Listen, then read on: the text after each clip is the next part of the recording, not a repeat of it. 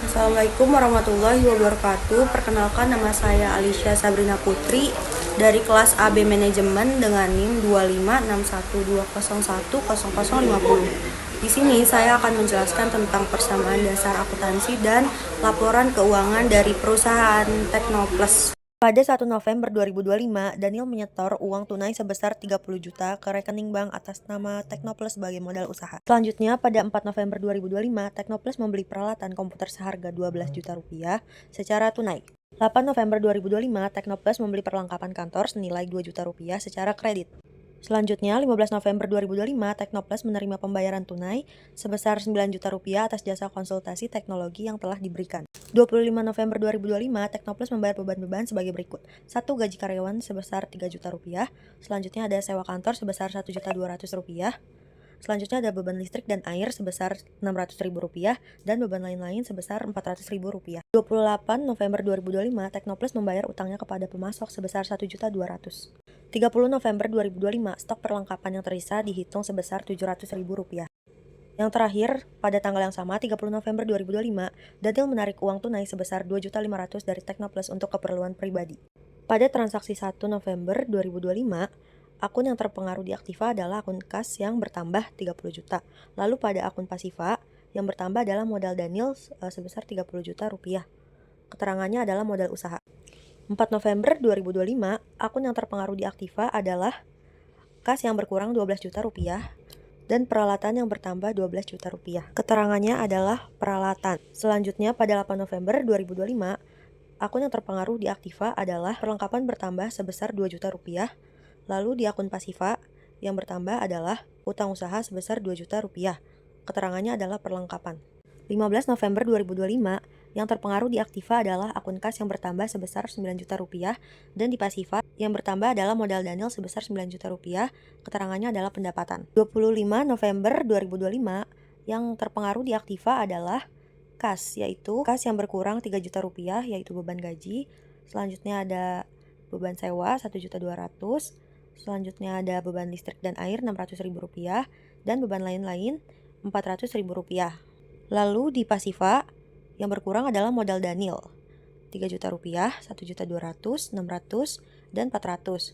Keterangannya adalah beban gaji, beban sewa, beban listrik dan air, dan beban lain-lain. Lalu pada 28 November 2025, yang mempengaruhi Aktiva adalah kas yang berkurang 1.200.000 dan yang mempengaruhi Pasiva adalah utang usaha yaitu 1.200.000. Keterangannya adalah utang usaha. 30 November 2025, yang mempengaruhi Aktiva adalah perlengkapan yang berkurang 1.300.000 dan di Pasiva yang berkurang adalah modal Daniel sebesar 1.300.000. Keterangannya adalah beban perlengkapan. Terakhir, masih di tanggal yang sama, 30 November 2025, akun yang mempengaruhi Aktiva adalah kas yang berkurang 2.500.000 dan di Pasiva yang berkurang adalah modal Daniel, yaitu 2.500.000. Keterangannya adalah prive. Jadi total dari Aktiva adalah 30.800.000 dan di Pasiva adalah 30.800.000 yang dimana balance. Selanjutnya menghitung laba rugi di mana pendapatan dikurang dengan beban-beban yang tertera di dalam tabel ini. Pendapatan dikurang dengan beban gaji 3 juta rupiah, dikurang beban sewa 1.200.000, dikurang beban listrik dan air 600.000, dikurang beban lain-lain 400.000 dan yang terakhir dikurang perlengkapan yaitu 1.300.000. Menghitung total laba rugi adalah pendapatan dikurang semua beban yaitu 9 juta dikurang 6.500.000 yang hasilnya 2.500.000. Laba adalah 2.500.000. Selanjutnya, untuk menentukan laporan perubahan modal pada suatu perusahaan adalah modal awal ditambah laba dan dikurang oleh prive, di mana hasilnya adalah 30 juta ditambah 2.500.000 yang hasilnya 32.500.000 dan dikurangi 2.500.000 hasilnya adalah 30 juta. Selanjutnya ada neraca lanjut. Di dalam neraca lanjut ada akun Aktiva yang berisi dengan aset lancar. Di dalam aset lancar ada kas 18.100.000. Selanjutnya ada perlengkapan 700. Lalu aset tetap yaitu peralatan 12 juta, di mana jika dijumlahkan adalah 30.800.000.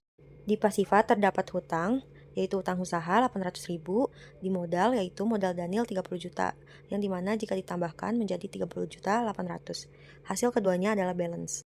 Selanjutnya, cara menentukan arus kas adalah dengan melihat jalannya kas yang terjadi di transaksi pada bulan November. Yang pertama yaitu penerimaan kas dari pendapatan 9 juta rupiah. Lalu pengeluaran kas dengan membayar beban 5.200.000 dan membayar utang usaha 1.200.000, di mana pengeluaran kas yaitu 6.400.000. Selanjutnya, arus kas dari investasi yaitu membeli peralatan sebesar 12 juta.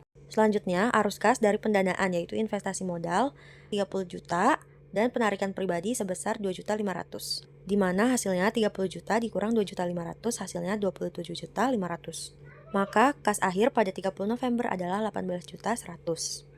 Sekian dari saya. Wassalamualaikum warahmatullahi wabarakatuh.